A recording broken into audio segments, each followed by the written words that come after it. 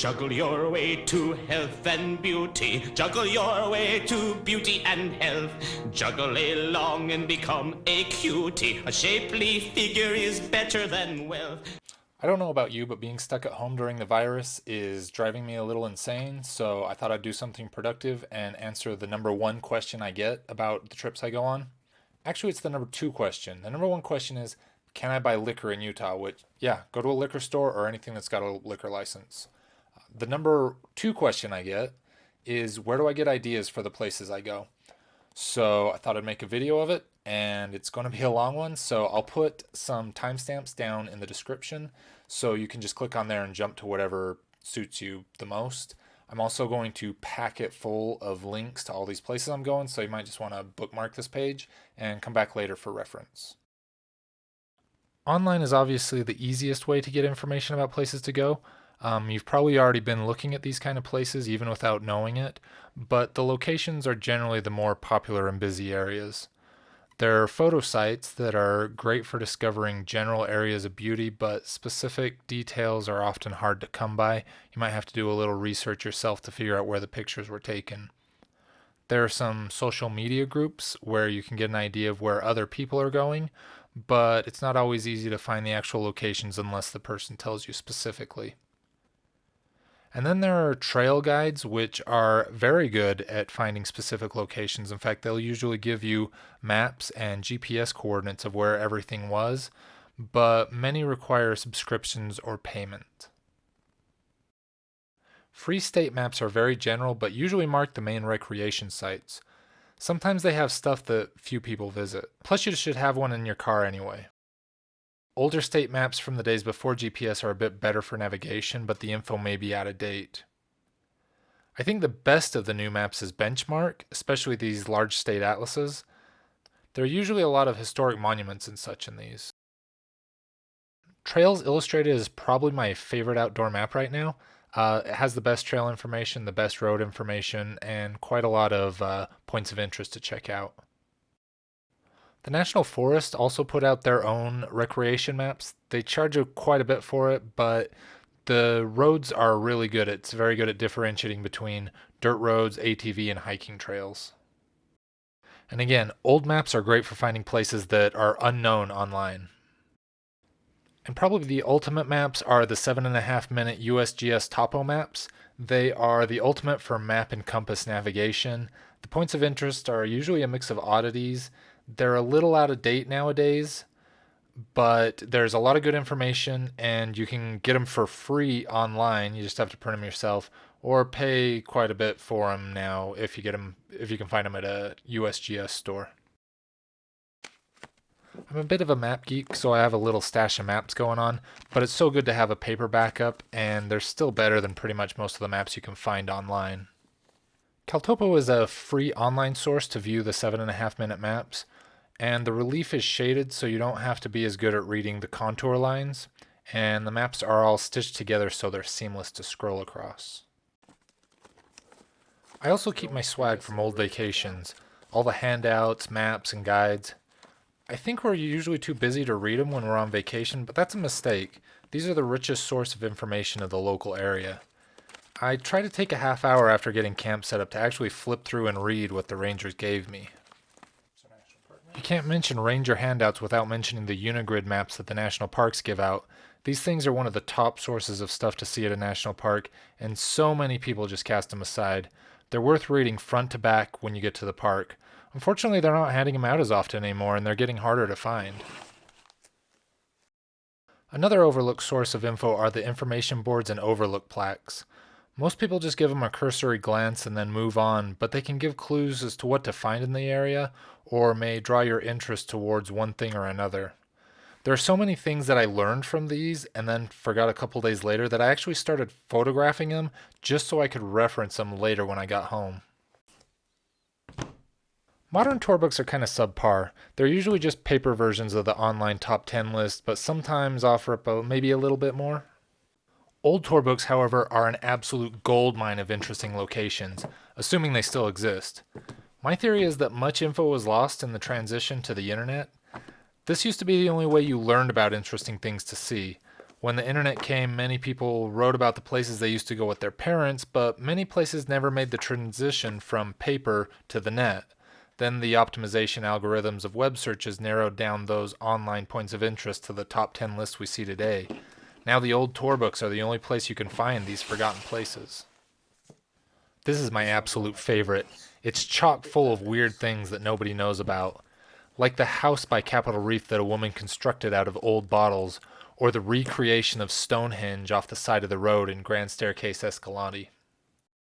One trick not many people know about is that every national park and monument has a superintendent compendium that is the ultimate source of all the rules for a national park and often has info not found easily on the website.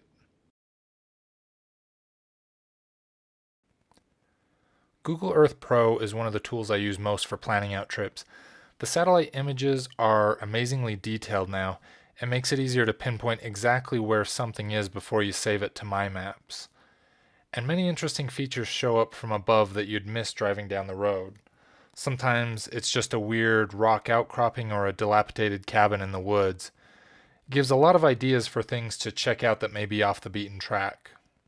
Google Earth works by layering satellite photos over topomap data so that it can be a bit deceiving about what the actual topology is. Desert cliffs don't show up so well, so if you're planning a hiking trip, you may get stuck. But many cities and national parks have high detail 3D modeling now that shows incredible detail to help pre-plan just what the terrain looks like. You can explore a place without leaving your home. I found a lot of interesting unnamed or untraveled formations just by exploring from above. Google Earth is also compatible with KML files, allowing you to import and export GPS info from other sources. Google Earth does have an online web version that runs through your browser, but I prefer to actually go to the site and download the full Google Earth Pro program to load onto Windows.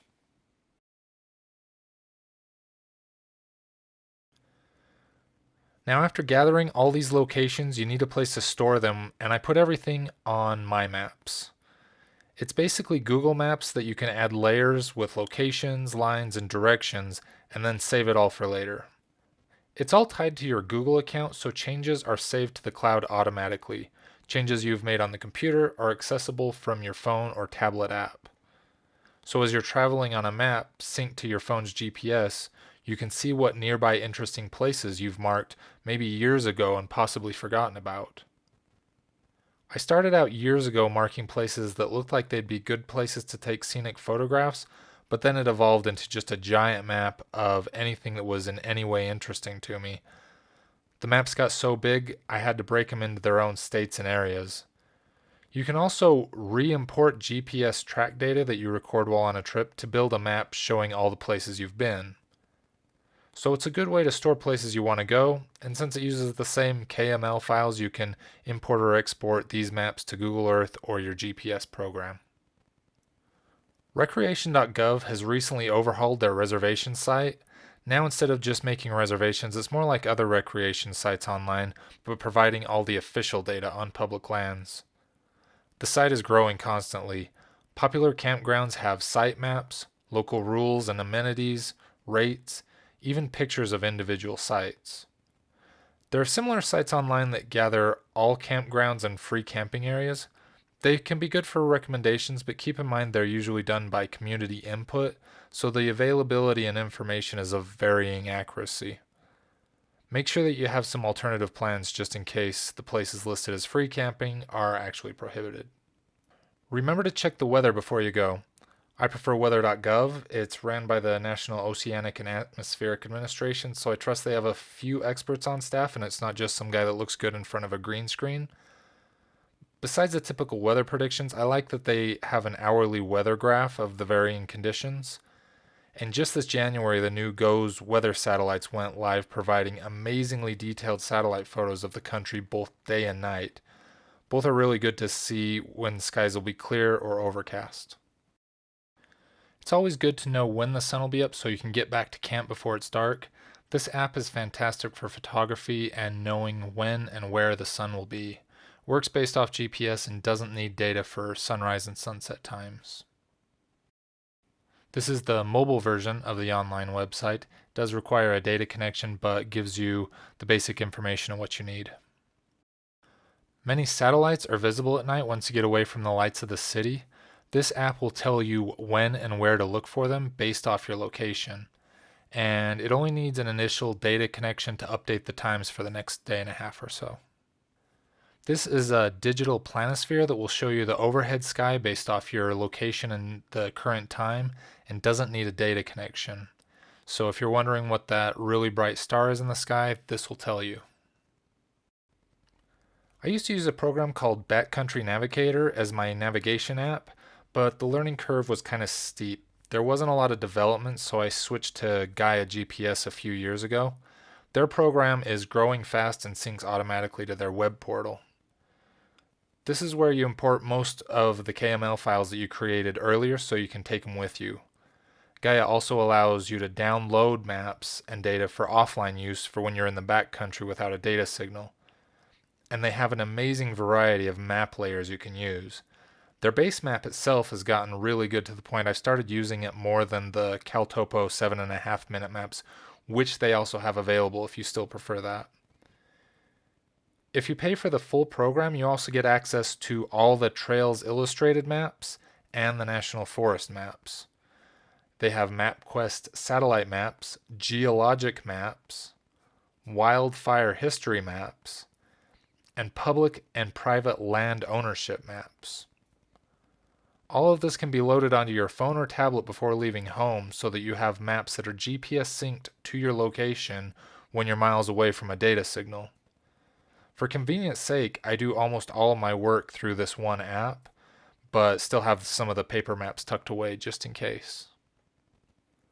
Of course, not everything can be done visually with maps, so I also use Evernote as my note-taking program. I used to keep a ton of Word documents in a folder and then started using Microsoft OneNote, but for making basic lists, both of those seemed kind of like overkill. However, Evernote isn't perfect either. I don't like their subscription-based payment plan, and without it, you don't have the ability to undo things like accidental deletion of important notes. But it's great for everything to sync across the cloud so the edits done at home are automatically in your pocket when you leave.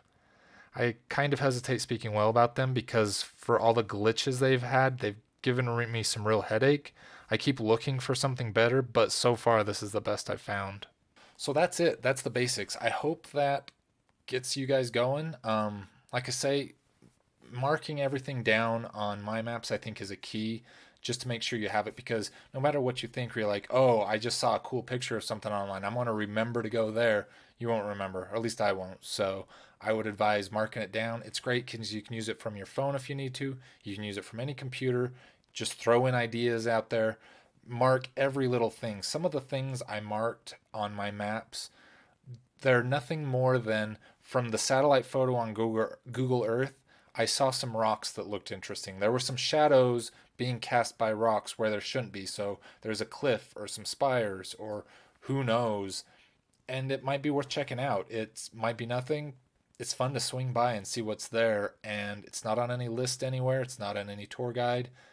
It might not even be that interesting, but because you found it, makes it so much more interesting than anything. It's actually kind of amazing. You'll go to places where nobody else finds any interest in it. It's literally nothing, but for some reason you saw it on a map and then you found it and you went there and you're like, ah, yes, it's a pile of old wood from some miner who was here back in the 1920s.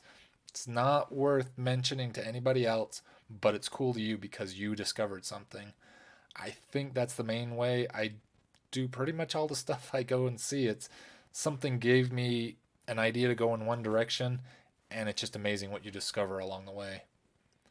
That being said, marking down some amazing viewpoints that other people have been to and seeing them for yourself is really great to do as well. So definitely when you're going through, if you see a picture, somebody stood at this point and took this picture, find that in Google Maps and recreate it yourself, or go there, see it for yourself, and then look around you and say, what else did he not take a picture of that's really amazing?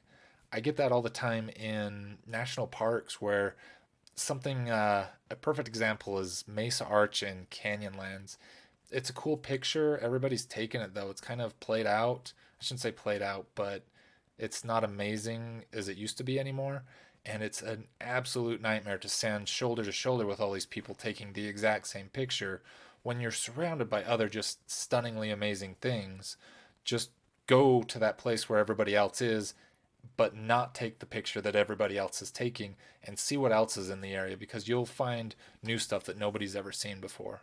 And lastly, if you're still watching this when it's uploaded, you're probably stuck at home. Stay safe, stay at home, wash your hands, and get excited to go to places. This is the perfect time. It's spring as well, so now's the best time to be planning for the rest of the year. Uh, Enjoy it. It's tough being stuck indoors, but this will give you literally hours to just pour over outdoor information, look at pretty pictures. It gives you some light at the end of the tunnel that you're going to get out of this eventually. And when you do, you will have an awesome plan set up on what you're going to go see. So stay strong and have fun.